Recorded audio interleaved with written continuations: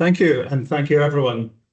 Wouldn't it be wonderful to have a project that was regional rather than local, that involved collaboration across a wide area, and that produced a flora for a whole river catchment? And I have it in my hand. The problem is it's 100 years old, nearly. This is a favorite book of many people, and I'm sure many people in the room own one. It's Lee's Flora of the Clyde Area. And I'm going to tell you a little bit about that. Keith Watson is the curator of botany at Glasgow Museums. He's also the Vice County Recorder for Renfrewshire. And he has proposed that the centenary of this book in 2033 be marked in some way with a project. And so this is a new opportunity for us to collaborate across a regional area and to produce a flora if that's what we choose to do.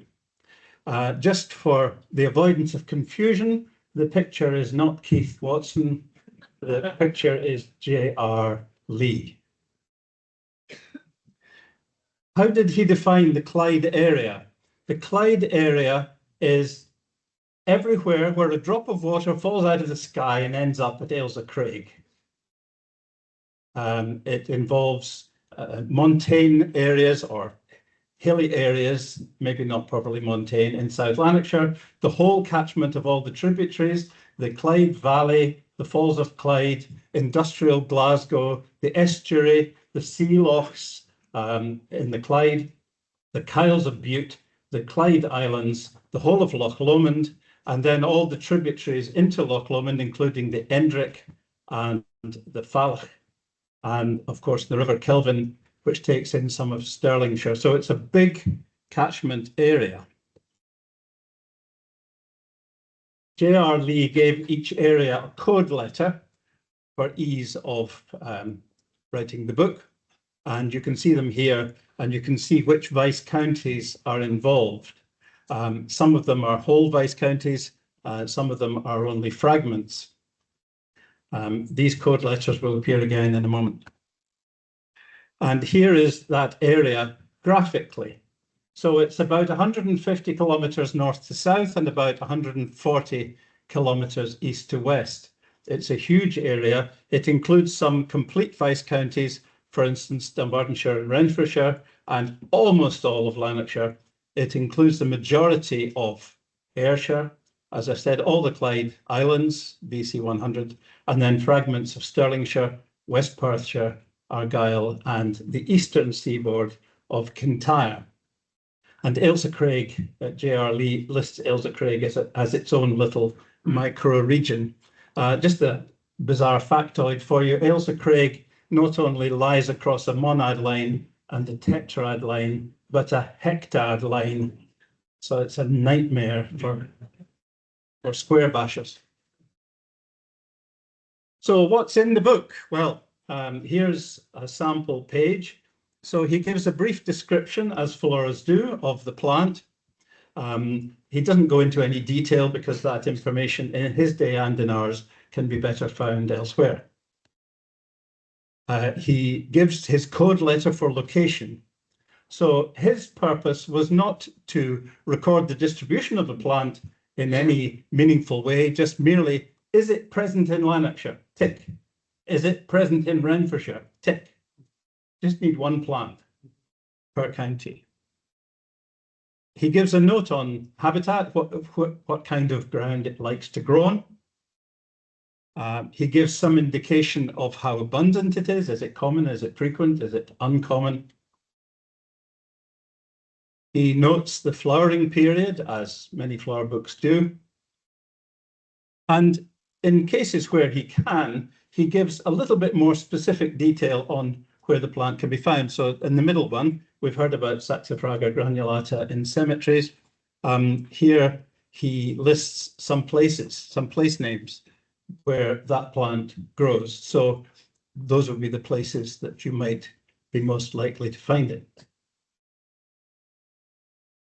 So Keith's proposal is that we have a centenary project sometime over the next 8 years to compile some kind of comparative study on the same geographical area to see what has changed over the 100 years. And we would hope to come up with some form of publication in 2033. We don't know exactly how Lee went about compiling the book. He certainly did fieldwork. He certainly collected herbarium specimens, many of which are within Keith's care in the Glasgow Herbarium. But he also collated information from previous floras, going right back. I've listed 4 botanists who begin with H, but there are many others. So it's not that Lee's flora tells us what was known in 1933 or the early 1930s. It's what had been known up until that point, from the dawn of recorded time up until 1930s. Obviously, much has changed. There are taxonomic problems, which I'll tell you about in a moment. And clearly, with the expansion of the urban sprawl of Glasgow and lots of afforestation, for instance, industry, etc., huge amounts of house building, the proliferation of motorways and railways, etc. Land use is a major factor in the change. But we also, on the plus side, have resources he didn't have. We can very easily get to almost anywhere on that map now. And we have very accurate positioning and location technology. We also have wonderful digital photography at our disposal, and we have amazing digital resources, not least the BSBI database. So the tasks. The first task was to take the book and digitize all the records. And this has already been done. Now, I'm not expecting you to read that, but it's just, I'm putting that up as a reassuring illustration of the fact that there is now a digital data set for Lee's flora. And that can be shared with anyone who wants to participate. The taxonomy, not just the taxonomy, but just the naming of plants is a problem, because since 1933, well, even from stage 3 to stage 4, let's face it, much to field botanist confusion, names change. And there are many names that we have not been able to find the comparator for.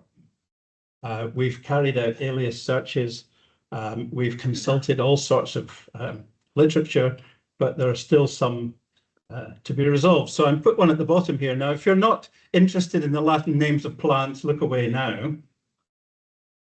Do Symphytum officinale var patens and Symphytum peregrinum both map to Symphytum asperum cross officinale, i.e. Russian comfrey? Well, does anyone in the room answer that question? Did they both map to that?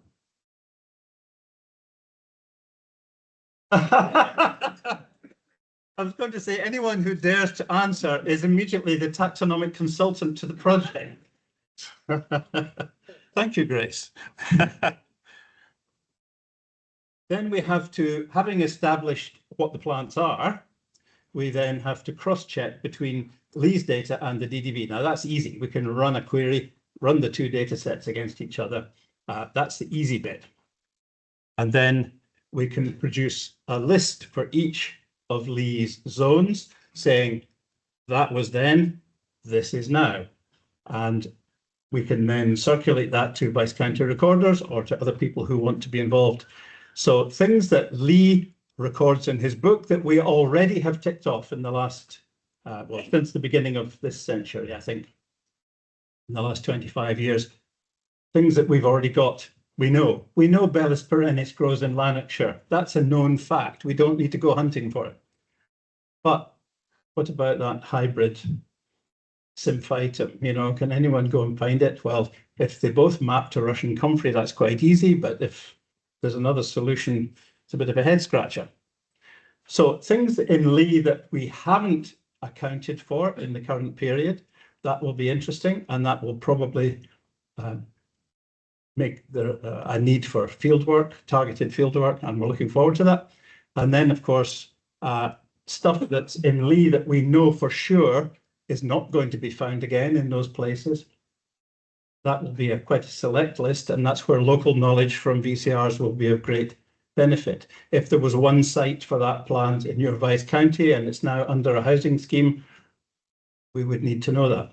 And then optionally, if we want, we could have a supplementary list of all the things that Lee could never have imagined would have grown in the Clyde area, but have come in since 1933. We'll have to have some targeted field work. People who like getting the boots on and going out and looking for plants, your moment will come very soon. And on the plus side, it may lead to some valuable refines, because as we try and track down where these things were, and we find, in fact, they're still there, we could gain valuable records. Keith has suggested various possible products at the end of this process. We might have Lee's Flora 2.0. We don't know. We could, maybe.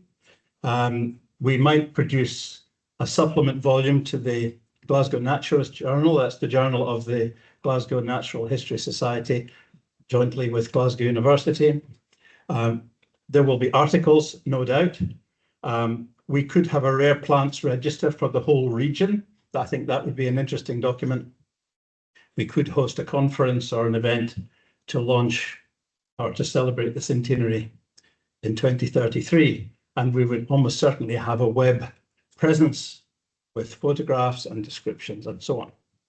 Keith has written an article for Trifoliate. That is the thrice yearly newsletter of the West Central Scotland Botany Network, which is Dunbartonshire, Lanarkshire and Renfrewshire working together. And that network has its own page on the BSBI website. So if you're interested to read Keith's description of this project, you're looking for the summer 25 edition on page 20, and you can read about that there.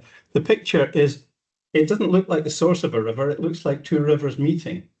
But the Clyde's a funny one, because it is undecided which of these two tributaries is the longer. And so the only way that it can be equitably described is where these meet is the actual source of the Clyde.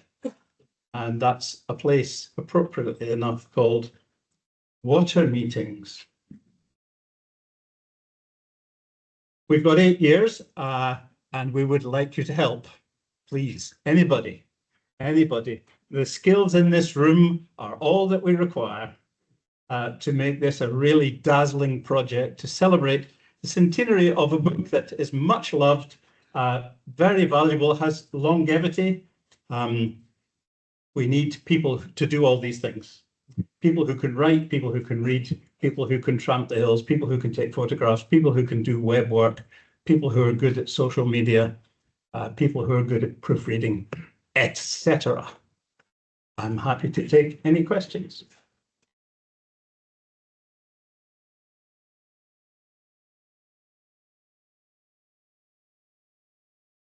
Thank you so much, Michael, for introducing that exciting new project.